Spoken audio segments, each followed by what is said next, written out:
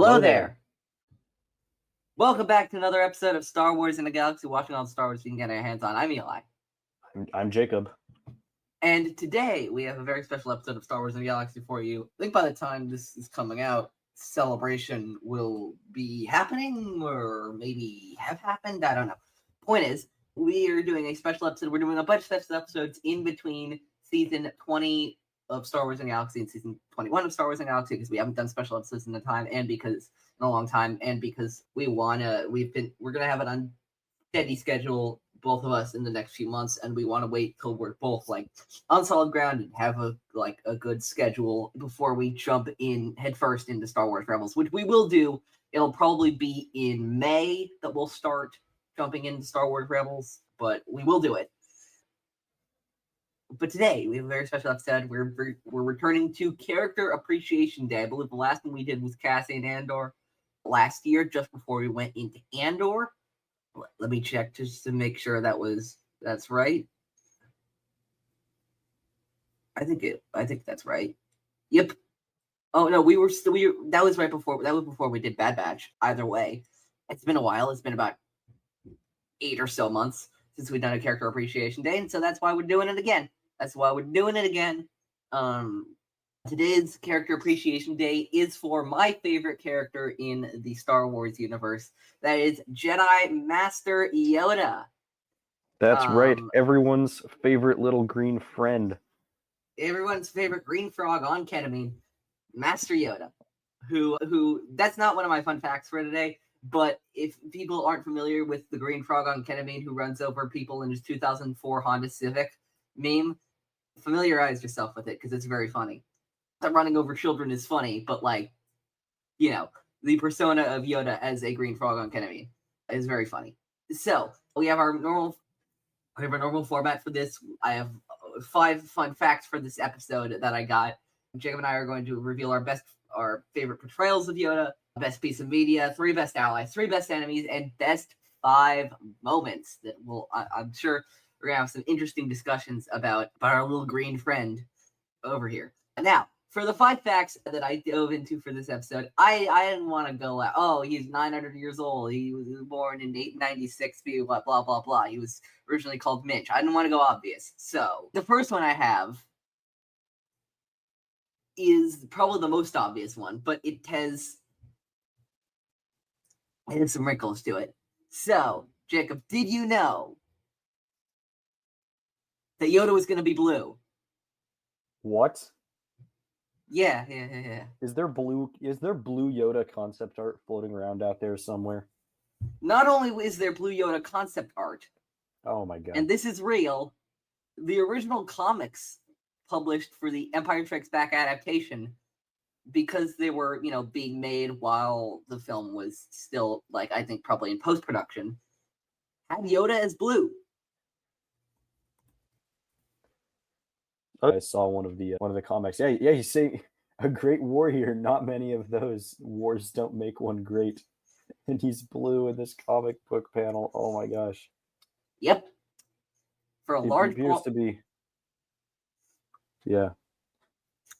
portion of production on The Empire Strikes Back, he was as blue as you can dabba dee dabba die. Yeah. He really had some of this early concept art. He really had like a garden gnome look, or even like sort of an elf, Lord of the Rings, real elfish look to him. That would have been quite something. Now, I want to clue you in to some history. So there's that. But in researching this, I also found a fascinating piece of Star Wars internet history. So for people who are not aware, there's this internet forum that's been around since the days of the prequels called Jedi Council Forums on theforce.net. Still around, but it's been around literally for decades. And one of the first things that came up when I was searching Blue Yoda was this thread called the Blue Yoda Society thread. Now, wherever you think this is going, I promise you, you're wrong. Weirder. Okay. Jacob, I just posted this in the private chat. I want you to go to this link. Okay. Let's see. Force.net. All right. All right. Blind reveal. The Blue Yoda Society thread. Jacob, please read the first post to me. Top for this kind of fun? Just read the first post to me. That's all you need to do. I've seen the movie, and the green lifesaber is really Yoda's from the beginning. It all makes sense, green and green. In the third installment, Yoda's lifesaber is now blue? ? That raises the question, could Yoda turn blue? Then if we think ahead to The Empire Strikes Back, he is green again, with a stick. What do you guys think? Please reply. Now, normally... Well, there seems to be multiple layers of confusion here. I'm not really sure how to unpack this. Does he think that Luke is also Yoda? Is that what's happening here? I have no idea. I have no idea what this person thinks. But... Also, that Empire Strikes Back is after the third installment? So, a couple of layers to this. First of all, if you look, this was posted on May 13th, 2002, which was shortly after Attack of the Clones came out. So we don't actually, so they wouldn't actually know about the third movie anyway, considering if they were talking about Episode 3, which will again probably maybe in production at that point. The thing I want to point your attention to, because whatever, somebody makes a post on the Force.net, what do we care? Jacob, look at the pages for this. There are 241 pages on the Blue Yoda Society thread.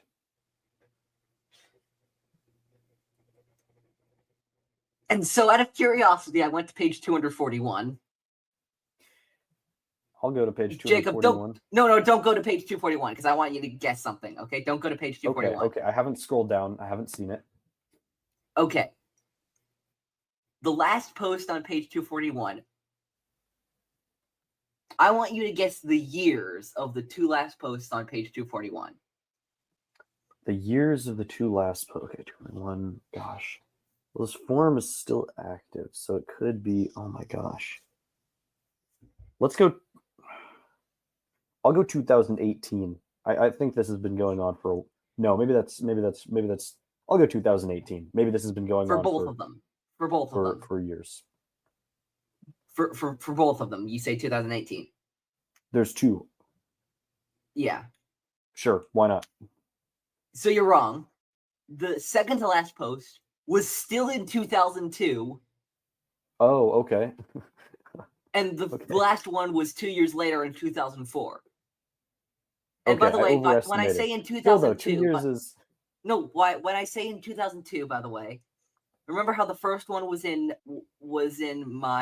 May 13th, 2002, right? Yeah. The second to last post was June 2nd, 2002. There was 240 pages of conversation about Blue Yoda in the equivalent of 3 weeks. Man, people really got into that. Again, I want to make this crystal clear. I'm not mocking this. I'm fascinated by this. I am completely fascinated by this. 240 pages off of Yoda's lifesaver boggles the mind.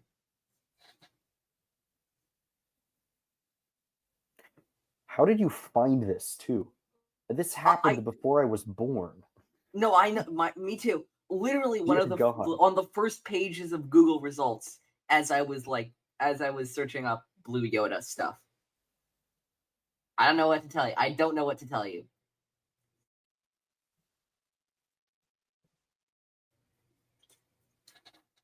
And that's fact one. I mean, fact one was that Yoda was originally blue. The Blue Yoda forum thing was was a side effect of me researching for that. I mean, this is clearly highly influential because someone in this thread has gone back and changed their profile picture to Blue Yoda. I want to time travel back to 2002. I want to see exactly like the trends around like how big in the Star Wars online community this Blue Yoda thing was becoming. I wonder. Like at the time we're recording, this is like in the Minecraft movie crate. Like, was this the chicken jockey of its age? I guess we'll never know. Yeah, we'll never know. I'd love to talk to somebody from this forum. I really would. I would as well. All right. Second one is just copied straight up from Wikipedia that I found fascinating. It was about the production of Attack of the Clones. Okay. And this is just so delightful. So this is about Rob Coleman, who was one of the animation supervisors on all 3 prequels. He was working on a shot for the end of Attack of the Clones. Coleman worked on a shot that was called The Widowmaker. That was the name of the shot, the code name of the shot. It was called The Widowmaker. Okay. And you'd never guess what scene this was from Attack of the Clones. I don't think I will. What is it? It was the shot at the end of, like, literally the very end of the movie of Yoda and Obi-Wan and Mace Windu talking in the council chambers, where Yoda says the infamous line, "Begun the Clone War has." Oh, okay. Why it was called the Widowmaker, I don't know. Anyway, that's not the fact. The fact is, I'm going to read verbatim what it goes down. In the shot, an animated Yoda denounced Kenobi's sense of victory and said, quote, "Begun this Clone War has." That line was approved and unapproved a couple times. Also, Coleman received many notes telling him that the line had to be sadder. When Coleman showed the shot to Lucas, Lucas said the line was pathetic and sounded too sad. Yoda said Yoda should not sound sad and should instead sound reflective and concerned and upset over the inevitability of the Clone Wars. I think it would have been interesting if he sounded sadder. I think that would have been. I don't have an issue with the way it was, but that wouldn't have been entirely out of character for Yoda. You know, given his great wisdom. My favorite part of this whole thing is just imagining George Lucas saying in his very George kind of way, "Yeah, Yoda sounds kind of pathetic." Like that the image of like, because pathetic is never a word I've ever associated with Yoda. Our good friend Jared the Dark Jedi may think otherwise, but just like, George who's tapping into a lot of Japanese mysticism and all that kind of stuff, and just general East Asian mysticism for a lot of Yoda's stuff, and imagined him as this old warrior and all that kind of stuff. Like saying, "Oh no, you made him too pathetic," is very funny to me. Just incredibly funny to me. Especially the way that George has a you never exactly know what he's going to comment on. You never exactly like he goes on the Mandalorian season 2 set, and the only comment that he has that we know of is, "Hey, that random Mandalorian in the background? His name should be X-Woves." So he goes onto the Mandalorian set, names a side character Mandalorian that appears in one episode in that season, but also on the Attack of the Clones. And I understand he was the director of Attack of the Clones and just came for a visit. But on Attack of the Clones, it's "No, Yoda sounds too pathetic." That sounds stupid. It's just very funny. That is pretty funny. All right. So this one is not really a Yoda. The next one is not really a Yoda fact, but it's it has enough to do with Yoda, and it's so batshit crazy that I feel like I needed to bring this up. So Jacob, we all know Star Wars Infinities, the what if comics that changed a key moment in A New Hope, The Empire Strikes Back, and Return of the Jedi, respectively. I think they both got 4 issues. Oh, they all got 4 issues continuing their story. I think it was, what if Luke didn't destroy the Death Star in A New Hope? What if Luke died on Hoth in Empire? And then I think it's what if Leia knocked over or what if Jabba knocked over C-3PO at an inopportune time in Return of the Jedi, I think it was? Yeah. We all know about that, right? I'm reminding you about this. You know about this, right?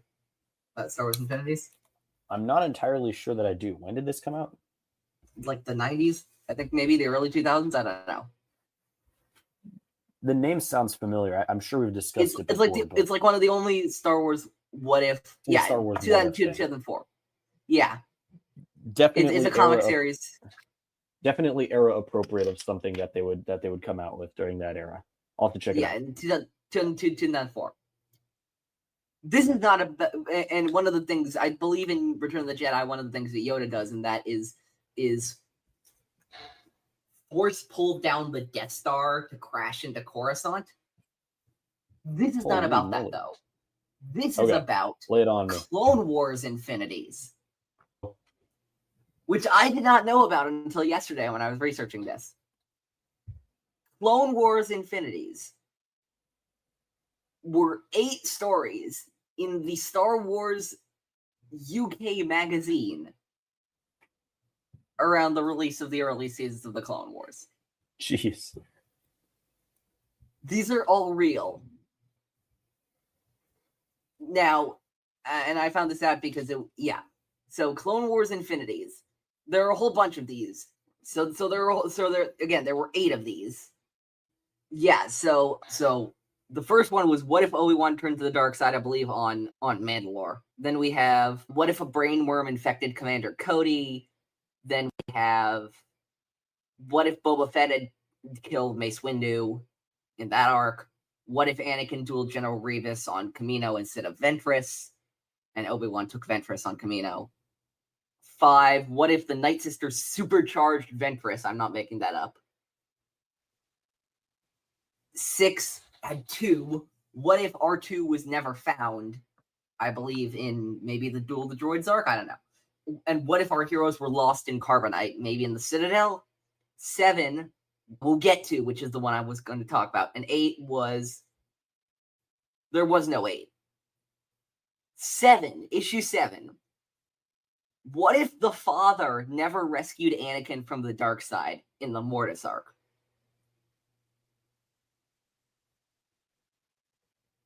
Yeah, you heard me. What if the father had never rescued... So what happens? Remember when the son turns Anakin to the dark side in the Mortis arc, right? Yeah. We just get the father an ultimate never intervened to stop that.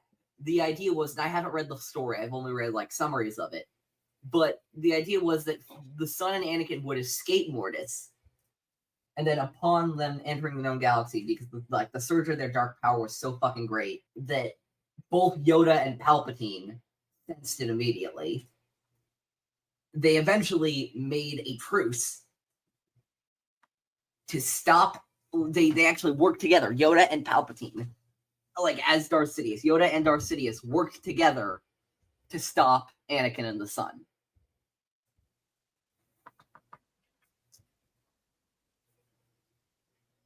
I mean, I feel like I don't even know what kind of supercharged Darth Vader on crack or original Vader before the armor we would get.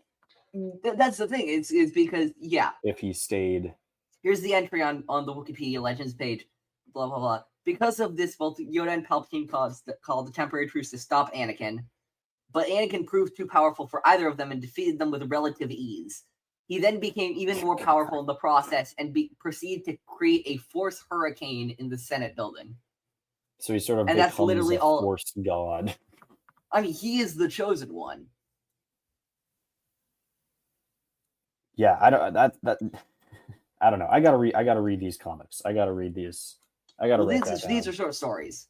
These are short stories in the Clone Wars magazine, I'm pretty sure. Oh, right. I love that Star Wars is, big and wide enough that we can do stuff like this. You know what I mean? Absolutely. Yeah. Fantastic. All right. Sorry, continue. 4th fact. So, diehard Star Wars fans may know about a Jedi Master named Nakata del Gormo. Nakata del Gormo in Legends. Do you know Nakata del Gormo? Is that Yoda's master? Yeah. Nakata del Gormo in Legends was rumored to be the Jedi Master who trained Yoda. Yoda came to him like when he was like 100 on like a swamp world, very much like Luke came to Yoda on Dagobah, and basically like trained with like I think Yoda crashed on the world and then trained with Del Gormo as a Jedi because Del Gormo was on that world as like a hermit, sort of like Yoda. Anyway, what people might not know is that as of last year, Nakata del Gormo is canon. Really? Nakata del Gormo, as of last year, is canon. He was made canon in by a novel that released last year called Mace Windu: The Glass Abyss, written by Stephen Barnes, who is an author who also wrote, I believe, a number of novels for Legends, including one called The Cestus Deception. So he was pretty versed in Legends already, and he decided, yeah, screw it, I'm doing a canon novel about Mace Windu. I think it was, from what I read, it was in a scene where Mace Windu was talking with Yoda, and he decided to bring Nakata del Gormo into canon. But here's a twist on it. There is no proof. I'll rephrase this. Nakata del Gormo was not Yoda's master is not Yoda's master in canon. Or should I say, Nakata del Gormo is not confirmed to be Yoda's master in canon. Okay. Lucasfilm under Disney has kept George's doctrine of basically, hey, we're not really going to reveal shit about Yoda's species or homeworld, or like early life in general. So even in universe, it's a rumor. Like even in universe, nobody knows shit. And so Nakata del Gormo is rumored to be Yoda's master. But we don't actually have either in universe or out of universe any proof of that. Interesting. Yeah, and by the way, Nakata del Gormo is like this like weird like reptilian sort of creature. Great name for a Star Wars species, by the way. A Hysalrian. Nice. Yeah. Fitting that Yoda would have another like reptilian master, sort of, you know. Yeah. But a Hysalrian was Nakata del Gormo. We don't know actually he was a reptile, but like in Legends he was like a sort of serpentine, four-armed, four eyes. The picture that we have from Legends, the illustration, I don't know if you've seen it. You probably have. Let me pull this up right here. I don't actually believe that I don't actually believe that I have. That's incredible though. Yeah, there's Yoda and there's Nakata del Gormo. It was just like a snake Jedi. Sort of kind of thing. I mean, that makes sense that someone would want that to be Yoda's master. You know, Yoda, tiny 2 foot tall frogman, super unassuming, next to, the most maximalist character design, giant snake with 4 arms and 4 eyes. I get it. Absolutely. And on my final fact for Yoda. So, obviously, Yoda's speaking style is one of his trademark features. And I knew that there were some very, some uses of Yoda's speech patterns in other Earth languages. So Yoda speaks in the object, subject, verb parameter. I don't know exactly how to call it. I took a linguistics class a few years ago, but I didn't learn a lot about object, subject, verb, word order. That's what it is. But yeah, the object goes first. Something like, I'm trying to think. We'll do one of Yoda's lines. Yoda's grammar. Yeah, we'll do Yoda. What is Yoda's line? Do you judge me by my size?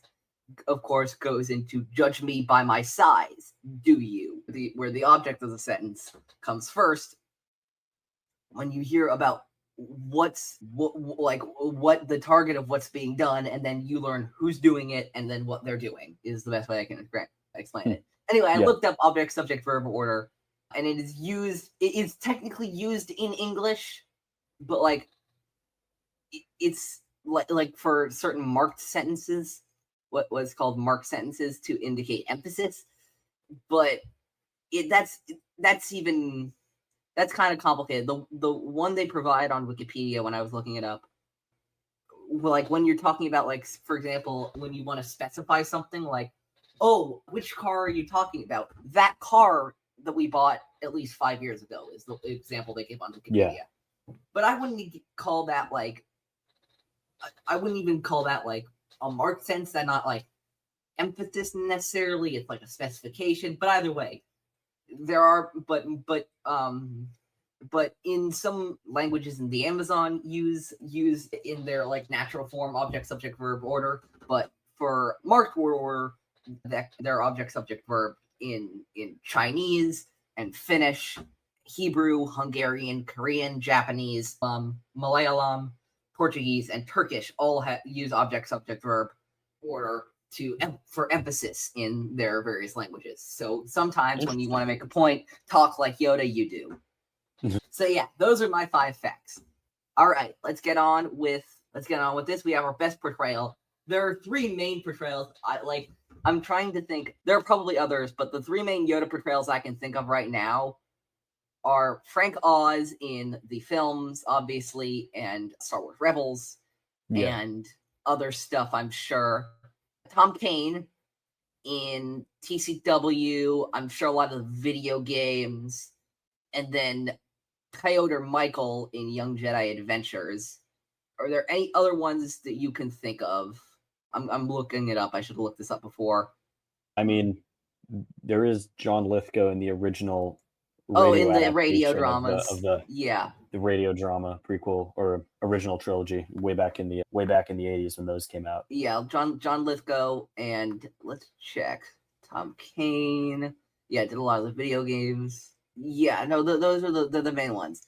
Anyway, Jacob, and of course there were a lot of physical portrayals like Warwick Davis and Deep Roy and a lot of other people who filled in for puppeteering in places where Frank Oz didn't or couldn't, or I don't know exactly the mechanisms of why they did it, but Oz was often puppeteering when Yoda was in live action. But Jacob, I'd be shocked if you have a different answer for the best portrayal than I do. Yeah, I mean, I was honestly surprised that Frank Oz. I forgot I forgot just how much he had done for Yoda, because we're used to at least especially in the animated shows you've got someone different coming in, but no, it's all Frank Oz. So kind of a no-brainer on this one. Yeah. Frank Oz defined the character. No disrespect to anyone else, but no, Yoda Frank does Oz sort of the character, start and end with him, as well as, of course, Frank Oz's incredible career with the Muppets, with Miss Piggy and Gonzo, and so many other characters. That's another fun fact, which is that Jim Henson was originally approached by Lucas to do Yoda, but I think he was busy at the time with other Muppet projects, and so he recommended his good friend Frank Oz, and so Frank Oz took it, and he's played him until this day. I believe the last time we saw Yoda was in Last Jedi, played by Frank Oz. I'm trying to think. Yeah, the last time we saw Yoda in live action was played by Frank Oz in Last Jedi. I mean, obviously, there's another appearance. You can briefly see the Yoda at the end of The Acolyte, but he doesn't say anything. It's just a puppet there. But so I'm not counting that. So yeah, both of ours is Frank Oz. No disrespect to Piotr Michael or Tom Kane. Best piece of media, Jack. You can go first for this one. I'm very interested to hear what you're going to go with for this one. I'm torn because there are really 2 for me that stand out. I think first of all, The Empire Strikes Back. I think the very original Yoda. I think just coming in and completely sort of turning every idea of greatness and of what the audience sort of expects Yoda to be, completely turning that on its head, and sort of him, doing all these things to educate and edify Luke and help him grow as a Jedi. That being said, though, actually, yeah, I think it's Revenge of the Sith. I think it's Revenge of the Sith. I think we get him as a sort of, tired, melancholic avatar of the era that's coming to an end. He's sort of the platonic ideal almost of a Jedi in this time. He's so wise, he's so experienced. People look up to him so much, almost too much. So, that he maybe doesn't get questioned as much as he should, or sort of the Jedi Order has stagnated because of that strong hierarchy for so long. But I think just the way that he embodies both the greatness and the sort of fatal flaws of the Jedi in that movie, that even with all his wisdom, he too is, he is helpless when Order 66 is sent out, when the clones turn on the Jedi, even he we see him have his heart ripped out metaphorically, on Kashyyyk when he realizes what's happening. So I think when I think of Yoda, I think Revenge of the Sith Yoda. So this is going to be a hot take of mine. So first of all, I did pick Empire for mine. Okay, okay. Because I love Restless Gremlin Yoda. Empire Yoda's great.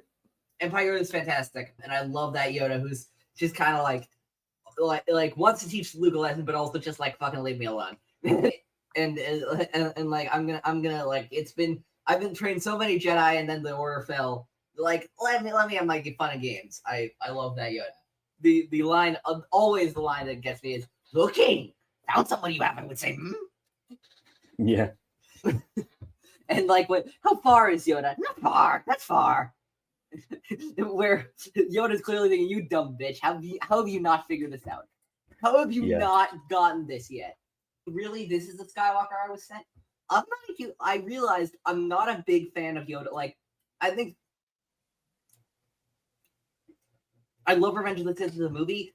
There are some things with Yoda that I don't like about that movie, honestly. I think there are some things that from Yoda that I think are kind of like out of characterness. I mean, yeah, kind of out of character. Like there's some like Yoda's is very stubborn in that movie, and I'm not saying I wouldn't allow him to make mistakes or anything like that. I think Yoda's absolutely fallible.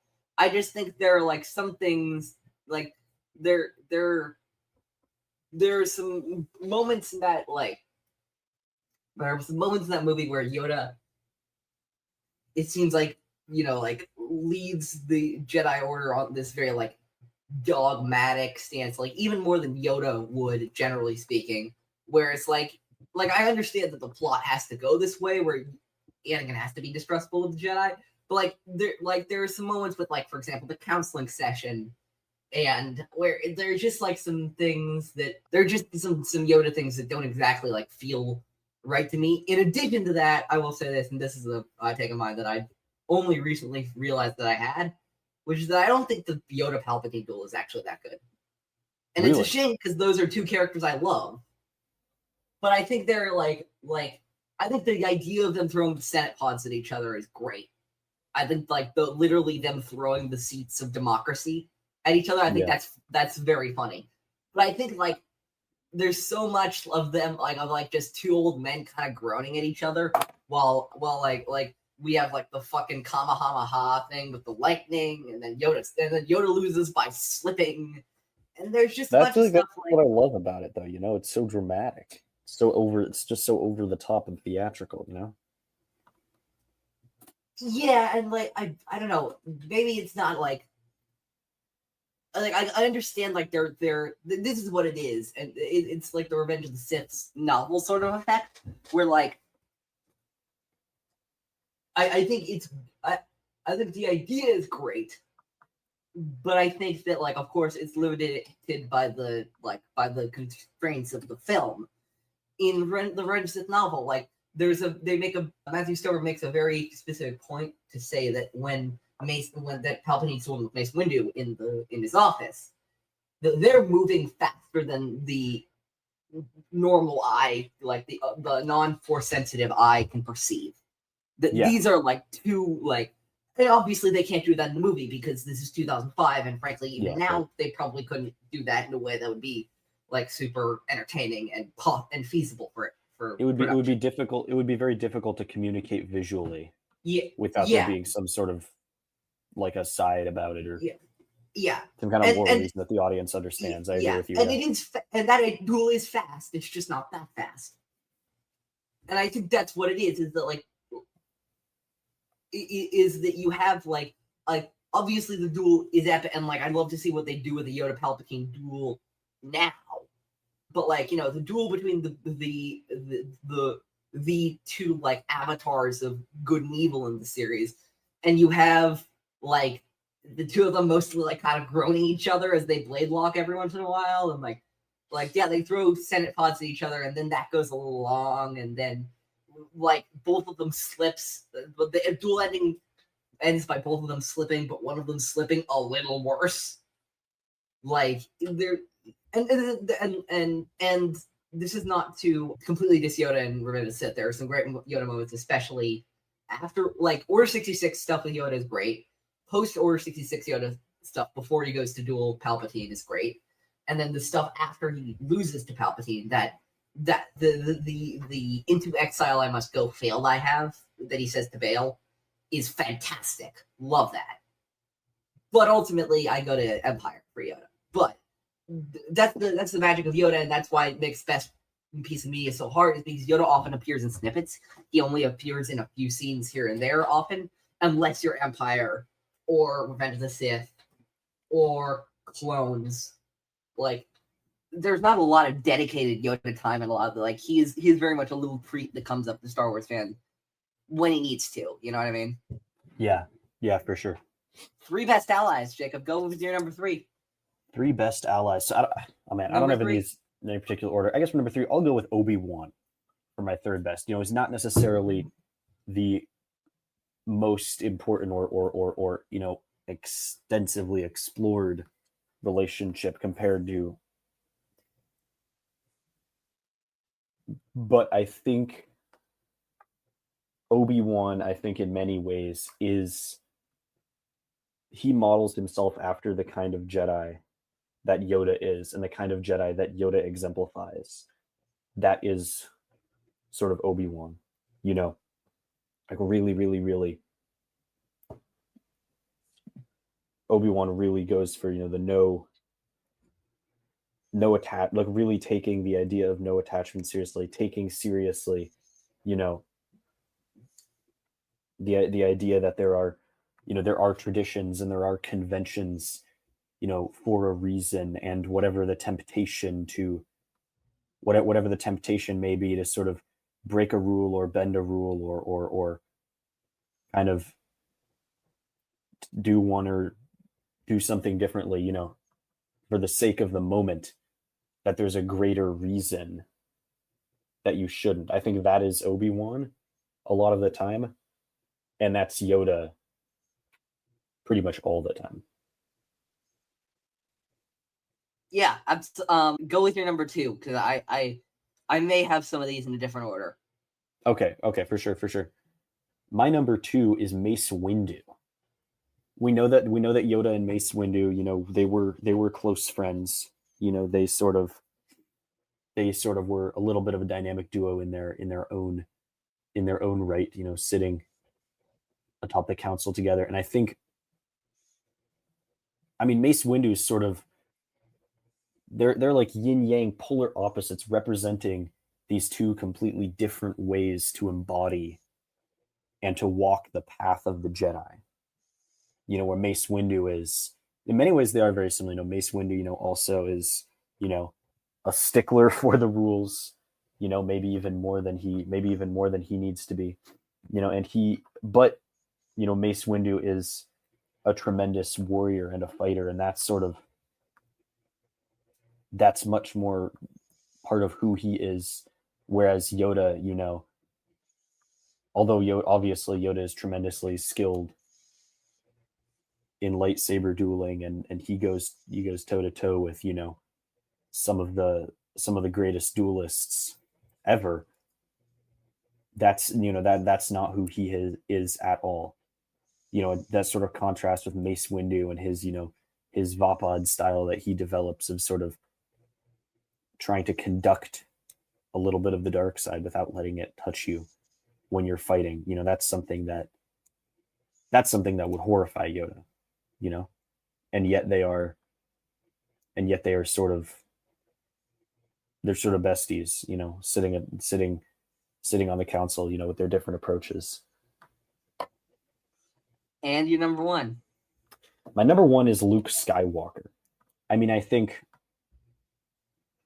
ultimately Luke is Yoda's final apprentice, and obviously their relationship and their although it is short-lived, or relatively short-lived, at least what we see on the screen, their master apprentice relationship kind of defines Luke's life, Luke's journey, and it defines The Empire Strikes Back and Return of the Jedi, with everything that happens in those movies, and Luke's journey, Luke's emotional development.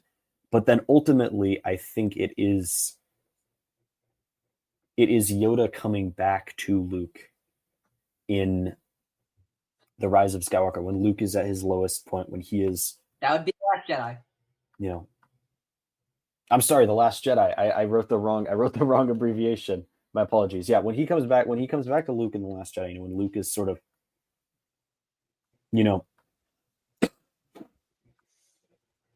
when Luke is really, struggling to find his way, and struggling to, make sense of his life, his accomplishments, his failures, sort of figure out where to go next, figure out when he really has no idea what the right thing to do is. Yoda comes to him, and it's Yoda, I think, by literally and symbolically, burning the past a little bit, burning the sacred texts, and for everything that Yoda is, what he represents, what he represented in the prequels, I think for him to go, page turners they were not, fuck it, like you can move on, dude, kind of giving Luke permission and giving him that nudge, he's propelling his final act that we kind of know of. He is propelling Luke to what he could not reach, which is what happens when we go beyond what's already conceived of for the Jedi. What happens when we go beyond the convention and the history and the tradition. And so I think ultimately that is, for Yoda's life, one of the most important relationships. Who do you have? So we'll do this differently. I think we'll do this differently. Maybe actually, no, never mind. So mine, I wanted to wait because I wanted to see if because I didn't want to spoil. Yeah, we'll do this differently for enemies. I kind of regret doing it this way. But anyway, my number 3, Luke Skywalker. I'll just reveal this. Our number 1s and number 3s are switched. So I have Obi-Wan at number 1 and Luke at number 3. I have Luke at number 3. As you said, the last apprentice, the one that Yoda was admittedly sort of forced, but trusted to carry on his legacy. And I think Luke learned a lot from Yoda, but I also think Yoda learned a lot from Luke. I think that Yoda was at the point of his life on Dagobah where he had a real chance. We see this in the Yoda comic series, which is great. I highly recommend, by Cavan Scott and Marc Guggenheim. Cavan Scott did the first arc, Marc Guggenheim did the third arc, and then I think Jody Hauser did the second arc, I think. Anyway, he's made a lot of mistakes, and he gets to reflect on... He's gotten to reflect on a lot of what's gone wrong for him, live a life that is really not one of a Jedi for a good 19 years or so, with some exceptions. And he gets to pass on he gets to pass on everything in that marathon. We don't know exactly how long training session that he has with Luke, and Luke learns a lot from him, and I think he learns a lot from Luke, and then he gets to guide him from beyond the grave in The Last Jedi, and there's a lot of great stuff from that. With Obi-Wan Kenobi, because we were already discussing him, really, I think that this is just a lifetime guided by Yoda. I know, at least in Legend, I think this is true in canon, Obi-Wan wasn't destined to succeed. He wasn't the greatest youngling. He wasn't one of the top in his class. He struggled a little bit, but Yoda saw potential in him, and eventually when his path and that included him as a youngling and encouraged him as a youngling, and then when he was apprenticed to Qui-Gon Jinn and that happened, and then although he may not have agreed with it, I think Yoda respected him for standing his ground and taking Anakin as his apprentice, just immediately following his knighthood and following the death of his master. That he stood by his master and all that kind of stuff. And then as a Jedi Master, I think Yoda, like even at a young age, that Obi-Wan became one of Yoda's most trusted advisors. And of course, the two of them were the two most famous Jedi living that survived Order 66, and they, I think they talked quite a bit, not quite a bit, but I think they communed with each other through the Force or like through other ways in between episodes 3 and 5, and then of course as Obi-Wan died, after he communed with his Force Ghost a lot, as we see in Empire Strikes Back and Return of the Jedi, I assume as well. That boy is our last hope. No, there's another. All that kind of stuff, and that short story, that great short story from my beliefs, certain point of view, Empire Strikes Back, where Obi-Wan, one of my favorites, Obi-Wan's like, yeah, Skywalker, you gotta train Skywalker, and Yoda's like, I know, I'm so excited to train her, and he's like, no, the boy, you're gonna train the boy, and he was like, what the hell would I train the boy? The girl's got everything she needs to be a Jedi, and Obi-Wan's like, but I set the boy up on the path, and the girl grown up as Alderaanian royalty, and she's a rebel leader, and Yoda's like, yes, that makes her the best to train as a Jedi. And Yoda's like, and Obi-Wan's like, you're training the boy. And like for Obi-Wan to be able to put his foot down to Yoda, the Grand Master of the Order, shows how much a great deal of respect that Yoda has for Obi-Wan Kenobi. My number 2, because I refuse to put Mace Windu on there because of, admittedly, my own dislike of Mace Windu.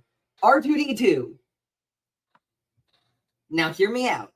Obviously R2 accompanied Yoda in his journey in the arc, the Yoda and the Force arc at the end of season 6 of the Clone Wars, and basically helped sneak Yoda out of the temple, goes with Yoda on this mythical as hell journey that a droid really isn't able to understand, but R2's just like, yeah, I'll fucking go with it. And then, of course, they meet up again in Empire Strikes Back, where R2 knows who Yoda is. Yoda knows who R2 is. Neither of them ever snitch on each other to Luke. No, both of them understand that Luke has to learn this shit for himself. When Yoda could have easily been, when R2, because I know that this wasn't planned at the time, but R2 could have easily been like, hey, Luke, you dumbass, that's Yoda right there. R2 never did that, because R2's loyal to Yoda, and R2 knows.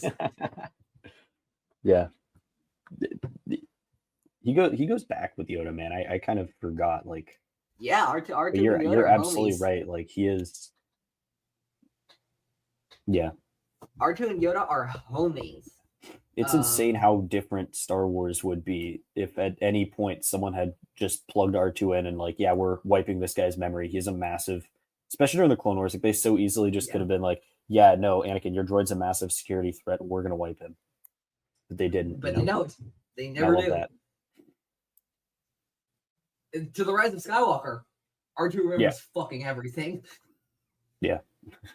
The note. Yeah, R2 has become the watcher of the Star Wars universe. Yeah. 3 best enemies, Jacob. I'm decided we'll do this a little bit differently. I wanted to do you do yours and then I'll do mine as an experiment. But you know what? 3 best enemies. You go with your number 3.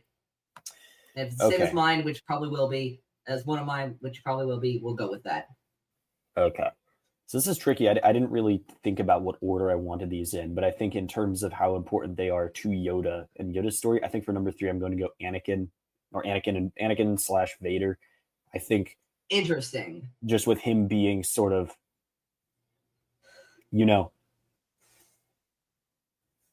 have their moments over the years, and I think Yoda does everything that he does what he knows. But I think, again, by design, perhaps, maybe it's by design with Palpatine and everything that the Jedi weren't really equipped to handle, it seemed, or maybe were unwilling to adapt to Anakin's needs, and that ended up being their downfall. Yoda being, unable or unwilling to kind of change or break any of the rules or break any of the norms. so that Anakin, this, super troubled kid, could kind of have the emotional safety that he needed, leaving him super vulnerable for Palpatine to swoop in and just manipulate the hell out of him. I mean, that comes back to bite him in the biggest way possible. And sort of Yoda, spending lifetimes. I mean, he's 900 years, literal, lifetimes, plural, dedicating himself to the Order. And then Anakin is sort of the, I mean, it's really Palpatine, but Anakin is the implement. Anakin is the fire that burns everything down. Yeah. For Yoda. I see where you're going with this. My thing is I didn't put Anakin Vader on because they never actually faced each other, but I totally understand where you're going with this. I feel like they don't have to face each other per se for them to be enemies. And I think it's sort of even while they are, on both in the Order, there's some tension there, and Yoda doesn't exactly some tension, but Yoda doesn't exactly cozy up to the guy. You know what I mean? Well, that's not exactly. I mean, again, I'm going to mention the Yoda comic where there's an arc where Yoda and Anakin go on a mission together, and they. Okay, fair enough. I haven't read all the Yoda comics. Yeah. I haven't read all the Yoda comics. It's a 10-issue series. Speaking of the Yoda comics, this is Yoda and Anakin go up on a mission. Of course, Anakin doesn't face this person, but against my number 3 enemy, who Yoda does face, General Grievous. Oh, General Grievous. And again, they're not that's a good choice. They have this one duel in the Clone Wars, in the Clone Wars, not the series, but the Yoda comic, and they don't really face off. They don't really have any rivalry, but I do love this idea of Yoda, somebody so devoted to the Jedi arts, seeing this guy trying to just give lightsabers, the hallowed nature of the Jedi and their opponents, the Sith, and all that kind of stuff, to this fucking robot. And there was this exchange. I was going through the comics comic last night. I was reading this. And I'm like, and there's this great exchange where Grievous is like, if I don't need your sorcery, I can wield these weapons just fine. And Yoda's like, but you don't understand the weapons. Yeah, like these weapons have a history. These weapons have a culture. And how dare my former apprentice just give these fuckers to you? They kind of mean something. Also, just the idea of Grievous's chaotic style of all the 4 lightsabers spinning at once versus Yoda's flippy jumps, I think is a really fun combo. And I think Marc Guggenheim, and let's see who's the artists for these issues. Give me a second.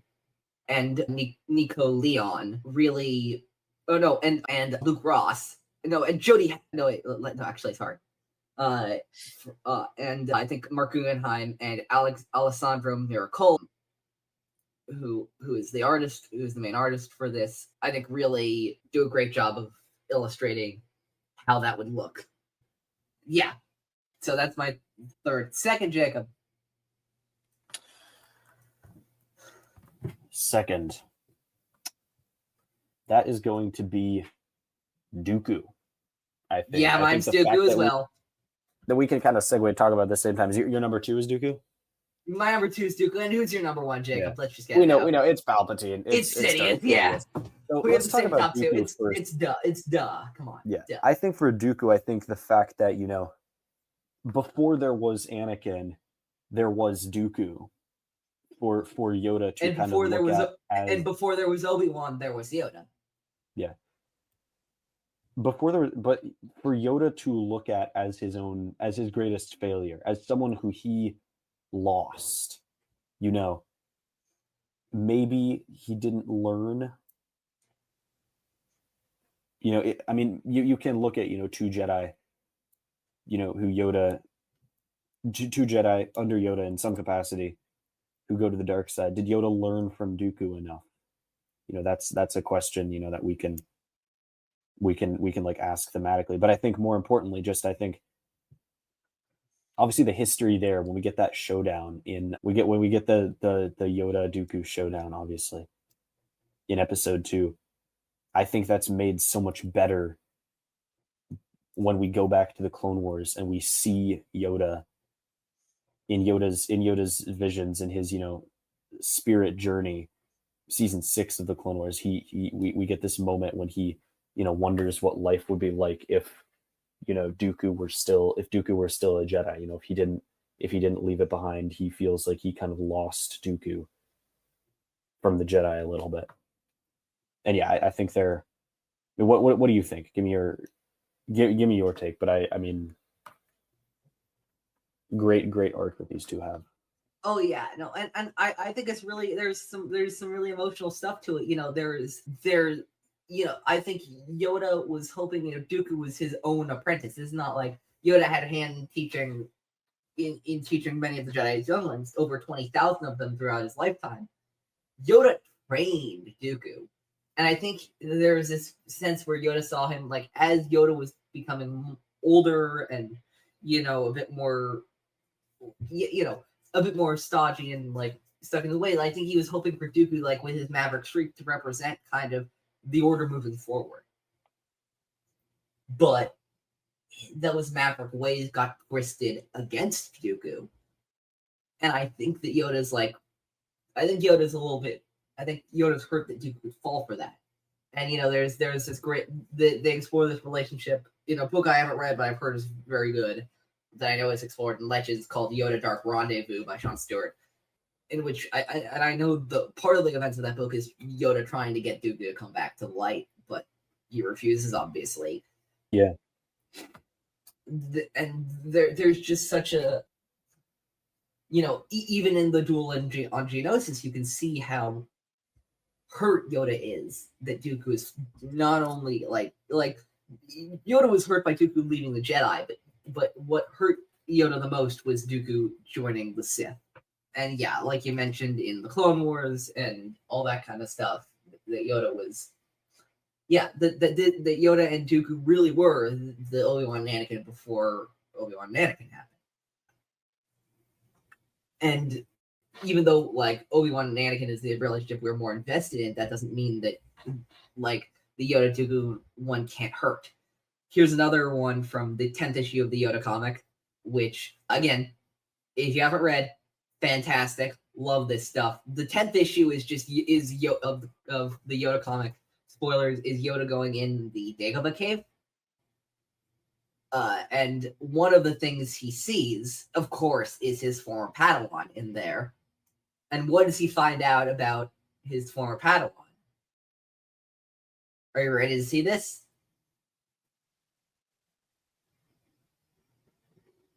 Yeah. Check. Oh. He finds out in the Dagobah cave that Dooku was the one who killed Yaddle in Tales of the Jedi, because there's no way he would have known that. That's another layer. It's another knot in the entanglement. Yeah. The first of many, Dooku says, which I think is great. Yeah, that relationship is layered. Dooku tells you, the vision of Dooku tells Yoda in the cave. Yoda asks why. Because you let me. Because you couldn't see, blinded by the light, by life itself. Yeah, and Yoda gets to face his past and his mistakes and all that kind of stuff with Dooku and with many others. Again, read the Yoda comics, read all 10 of them. Yeah. They're fantastic. I mean, Dooku is sort of like, in that way, he's sort of the reflection of Yoda's failures, Absolutely. With that being said, we already said it, but was there ever any doubt? Where there is light, there is dark. Where there is Yoda, there is Sidious. I mean, up until season 3 of the Clone Wars, you'd be pretty safe in calling these two the avatars of light and dark. They're so evenly matched in the duel in Revenge of the Sith, Sidious winning by just a sliver. Yeah. And that is at the time of the Dark's rise in the galaxy. And like, even when he was Chancellor Palpatine, when Yoda didn't know, there was always this kind of like, they kept each other at arm's length. Yeah. Yoda, like, I think even Yoda when Yoda didn't know, I think he knew Yeah. before he knew. You know what I mean? What I think is that even though Yoda didn't know Palpatine was Sidious, he did know that he didn't think Palpatine was necessarily trustworthy. Yeah, that much is clear. Yeah. Yeah, and there was this adversarial relationship between the two of them, despite the fact that I think Yoda hid it pretty well. Obviously, Sidious hated the breathing guts out of Yoda because he was everything that he had been trained and in his soul hated. The representation of the Jedi Order and all that kind of stuff. Yeah. But yeah, they come to grips in the Vision in season 6, and then of course in episode 3. And then I read, and then there's this great. I think there's a story. I was doing some research about this. There's a story of Jedi's and Sith, stories of Jedi and Sith, which is a collection of short stories that I had, but I lost recently. That I want to re-get at some point, where Yoda's Force Ghost actually visits Palpatine. Like shortly after he dies, before Luke gets brought up to the second Death Star, where Yoda's like, "Hey, I died," and Palpatine's like, "Yes, booyah! I fucking did it! After all this time, Yoda fucking died." And Yoda's like, "Yeah, don't get too cocky. Don't get too cocky, man." And Sidious is like, "What do you mean? I did it. You died. I fucking did it. You died. I won." And he's like. And Yoda's like, "I'm not so sure." Obviously, Yoda can see what can happen next, and obviously, but of course, he won't tell Palpatine, because why would he? I don't think he could if he wanted to, because of how the rules of Force Ghosts work. But all right, yeah, no, we both have good lists. Jacob, I'm gonna do some work right now because I have I have the clips pulled up. I have some clips pulled up. Jacob, what is your number 5 Yoda moment? Tell me where it happens. Okay, I don't really have these in order, but I guess for my number 5 moment, I will go with. Tell me the media first. It's the Clone Wars. It's in Ambush. I think that's my number 4. That's my number 4. Ambush. I can't believe that. Wow, great minds think alike, man. At least mine's in Ambush. I don't know if it's the same. I don't know if it's the same part of Ambush. Give me a second. Let me just. I mean, that entire episode is sort of like, hey, how much fun it is to watch Yoda destroy some battle droids and then drop some wisdom, you know? Yeah, but of course we got. I don't know. I feel like I was trying to be pretty specific in mine, and I'm not saying you have to be specific, but what part specifically? Yeah, I mean, I am specific. It's the cave scene at the very end. It's the cave scene. The pep talk. Yeah, so the cave scene, cool. Yeah, go ahead. Yeah, the cave scene, it's the cave scene. It's fantastic. Like in body are you, or what, like share the same face you do, but in the Force, very different you are. It gives them the wisdom they need to proceed. Yeah. Mine, which is my number 4, is what I'm gonna say which is number 4 is this right here. Where Yoda facing off against all the tanks. Yeah. Oh yeah, he goes down and meditates. Oh, I forgot about that. Yeah, no, it's fantastic. Yeah, and then they fire at him, and then he just fucking pops off. Wait, here we go. Not the only warrior moment. I have another warrior moment of Yoda, but of course, as Yoda says, war's not make one great. I almost decided to do the moment against Ventress where he deactivates her lightsabers, but I decided that this sequence of him. There we go. Jacob, say it with me now. But I just got promoted. Just this entire sequence is just takes me back. Yeah, that entire sequence is gold. I think the thing that's great about this episode, it's Yoda. It's Yoda sort of. We know Yoda, like we know he deep down we know that he knows the war is wrong. I think we know that. Yeah. He knows, but this is Yoda, kind of fighting the way that he wants to. Where he first off, he's not killing people. He's just having fun with some droids. Destroying droids. More importantly, the way that he doesn't even fight Ventress. He just disarms her and says, like, you've got a lot to learn, but you'll get out of this and you'll go somewhere. You'll find a better place in your life. The way that he affirms his clones, he affirms the clone's identity.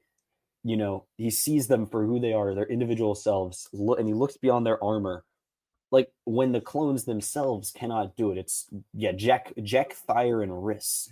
So not exactly not exactly household names, shall we say? Jackson But he Revenge of the teaches Sith. I you, don't know what you're. yeah, he teaches them that you cannot win a war. You can only survive it. I think he says something. He says something to that effect, and it's such an emblematic moment for Yoda, paired with the fact that he literally destroys one of the rifles with his lightsaber to like weld it into a makeshift crutch for one of the wounded clones.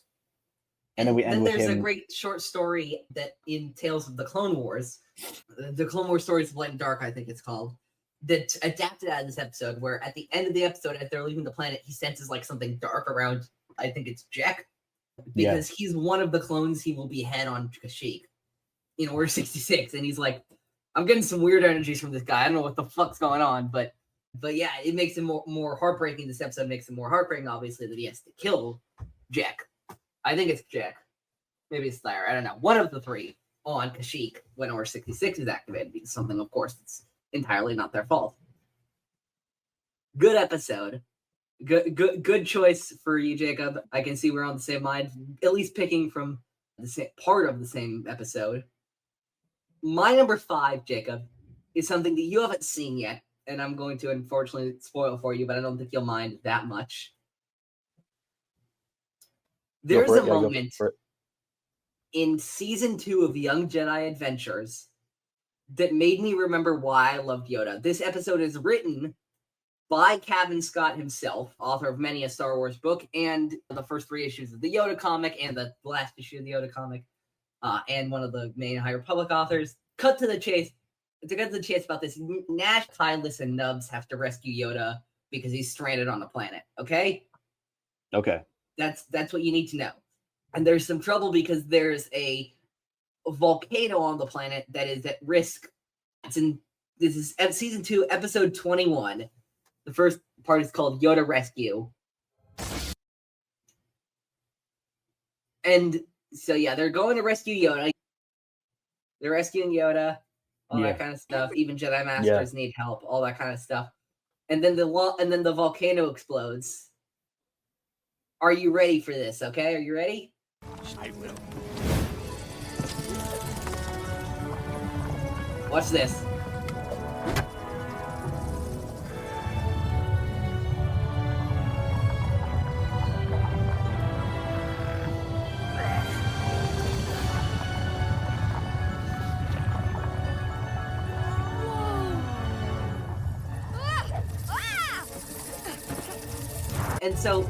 And so obviously with Kai's help, but Yoda stops of an entire volcano's worth of lava,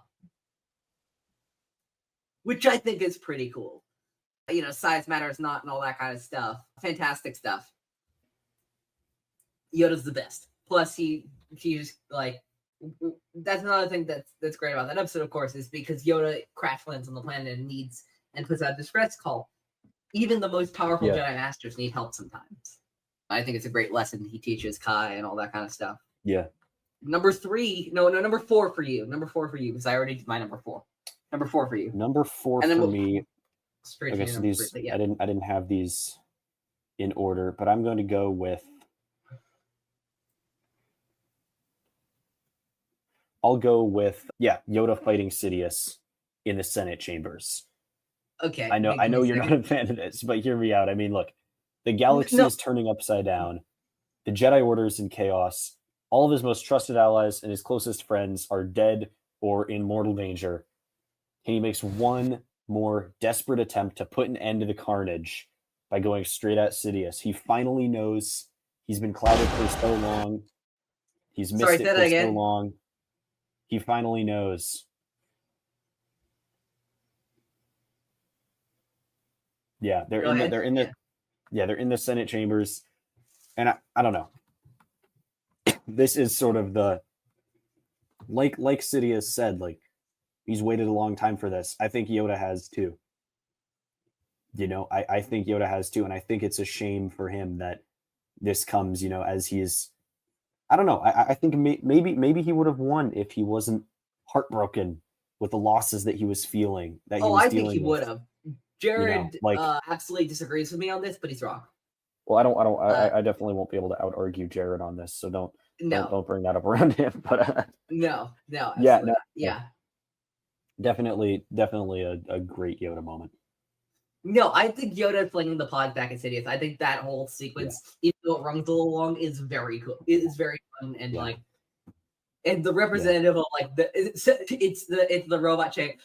Not the robot chicken. It's robot chicken. So I threw the Senate at him. The whole Senate. Yeah. So what's your number? Well, no, your number 3 is first. No, your number 3 is first. Okay, my number 3 is first. Okay, another one. Just because you remember I had my number 4 with Virgo. So yeah, anyway. I think number 3. My number 3 is. There's also good. I don't even know which one to. I don't even know which one to pick. I don't. I'll go with, since it's not really one specific moment, I can pick out a couple of moments within it. It's in the spirit journey. I can't remember the exact episode. I think it might be Destiny, but. So I have something from the spirit journey as well. It's my number 2. What do you have? I think I might have something a little bit different. So yeah. Well, it's kind of explaining. I didn't really have, but I think the two things that sort of stuck out to me were sort of him.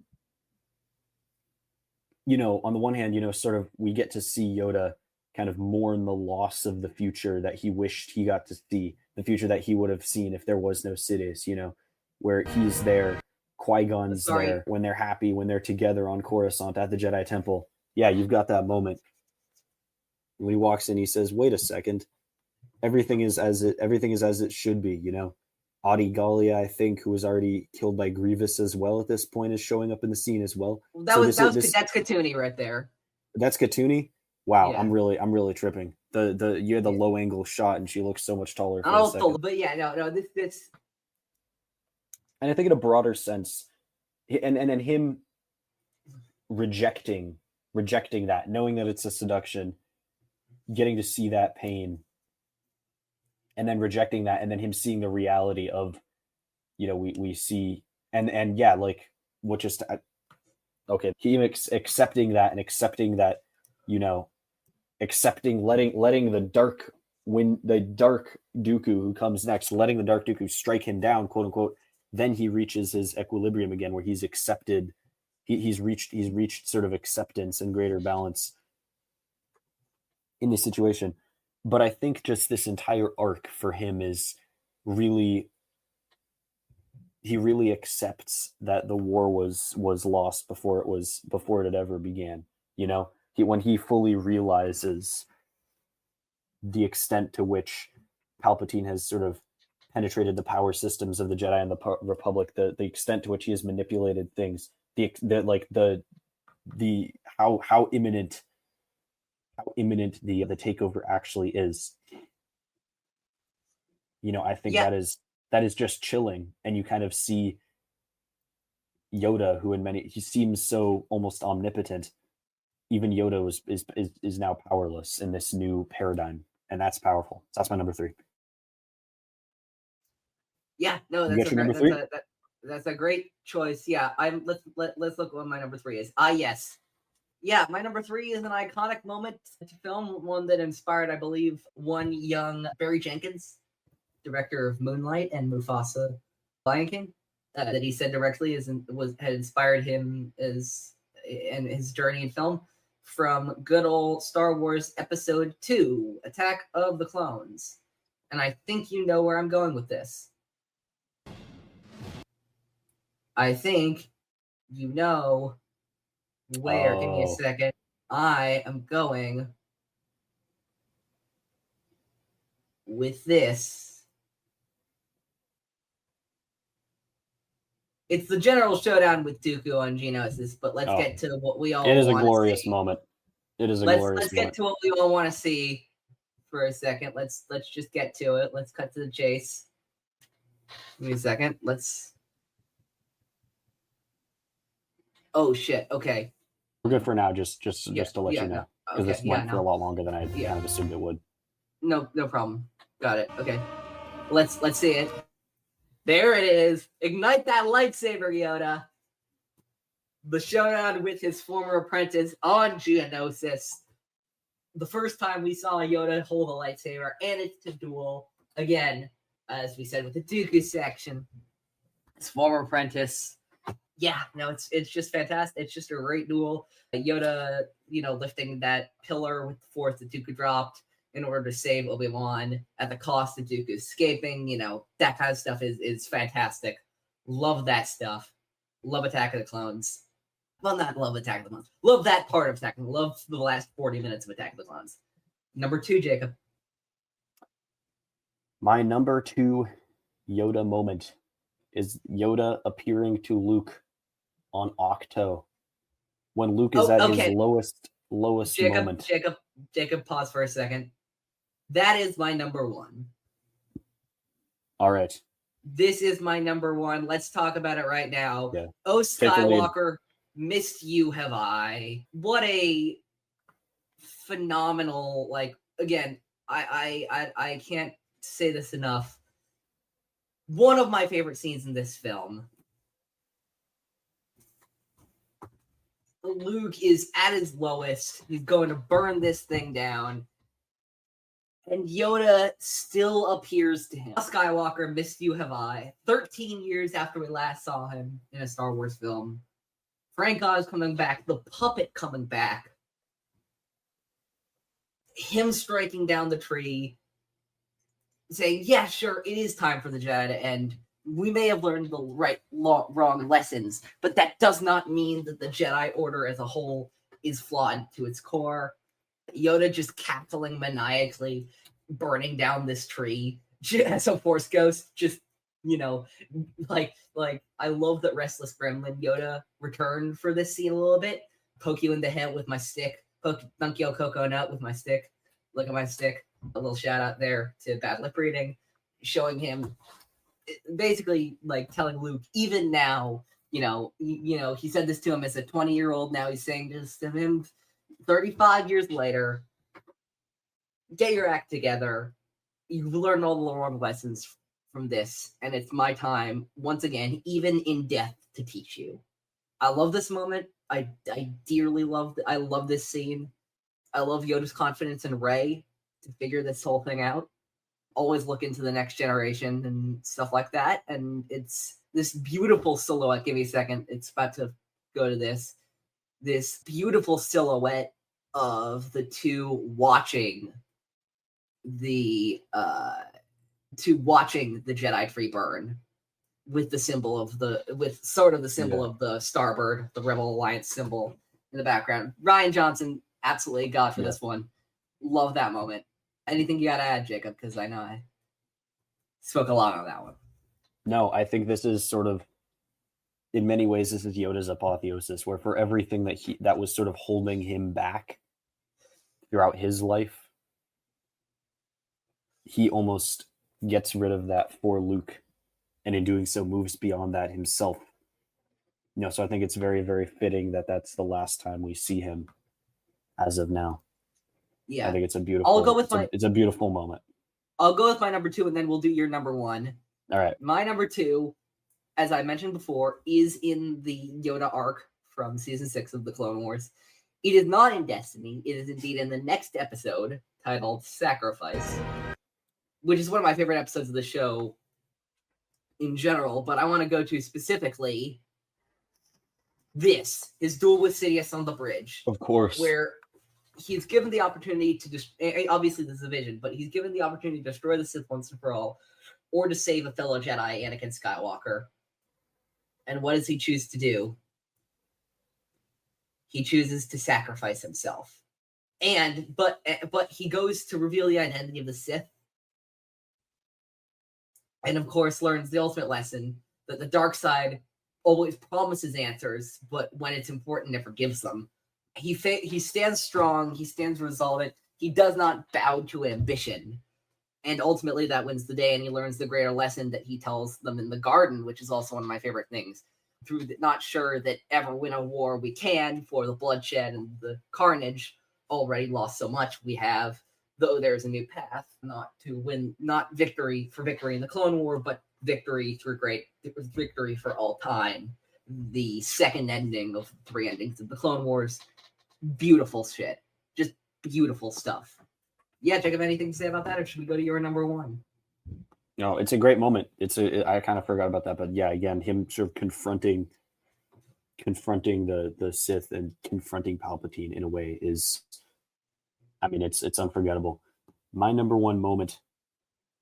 I think I know what it is, but yeah, and I'm surprised it's not on your list. But I mean, I considered putting it there, and my thing is there's a bunch of things with it. As great as it is, it's a little bit cliche. No offense. I think it's cliche because it's great. Don't get me wrong. Because it's cliche now because of how unforgettable it is and because of how influential it is. Yeah, and I also kind of put it off the list because I put Empire as my favorite piece of media, which I could thought kind of covered for that in a weird way, if that makes sense. Like I wanted representation. Yeah, that makes sense. Yeah. But let's see where's the fucking X-wing? There it is. It is the X-wing, right? Yeah. Judge me by my size, do you? And I think this is the moment that, I mean, Luke kind of, he talked to Ben, he used the Force to destroy the Death Star, but when he meets Yoda, that is when he understands, how deep the water really is, so to speak, with the Force, and how deep Yoda has how deep the water is. No pun intended. Yeah, no pun intended. No pun intended. I think aside from just being a fantastic moment, that just sort of Luke and Luke's sort of young brash arrogance, and then Yoda just completely gobsmacks him. The wise old little 2 foot tall, frog. I think, like I said, Yoda is all about turning the ideas of greatness on its head in many ways. And I think this is where we first see what Yoda's version of greatness is, where it's not about appearances. He may be little, he may be old. Wars not make one great. Yeah, he may be frail and seemingly weak. He might be pretending to be crazy to kind of, I don't know, fuck with Luke a little bit, or just to kind of see what he's made of. Yoda's a fun guy. He can still joke around. I assume he can. But beneath it all, Page turners there was not. Page turners they were not. 900 years. 900 years of experience, 900 years of wisdom, 900 years of absorbing everything the Jedi Order had to offer and forging his own path as well. And I think, it's just, I mean, the first time that I saw that scene, I even though I knew it was coming because I knew most of the plot before I watched the movies, picked it up from different books, I felt a little blown away. Yeah, no, it's fantastic. Yeah. Don't get me wrong. It's a great moment. And yeah, no, I didn't include it in my list because of all the reasons I mentioned. Mostly because I thought Empire would cover it, and I wanted to spotlight some different moments, including on Grant Tarnum in the Young Jedi Adventures episode, and the duel with Dooku, and the run on Vergosa, and all that kind of stuff. But no, it's fantastic. That's going to be it for this episode of Star Wars in the Galaxy. Next week, it's worked once, it's worked twice, it's worked 5 times. So let's go for a 6th. Jacob and myself, along with special guest Jerry the Canon Junkie from the Bombad cast. We're very excited to have Jerry on to do some tier lists. If it ain't broke, don't fix it. We're excited to do some tier lists. That's going to be it. Yeah. Until then, you can listen to us everywhere. Spotify, Apple Podcasts, if we're not somewhere. Email us, swinagalaxy swinagalaxy@gmail.com. You can follow us everywhere at In a Galaxy Pod. Mostly we're on BlueSky at inagalaxypod.bsky.social. You can find me everywhere. My link tree, linktr.e/_OCHFans327. Check out our conversations. By now, hopefully, Return of the Dark Jedi versus God and Survivor Holiday should be out. So excited about that. And in the meantime, I think all there's left to say is may the Force be with you. Always.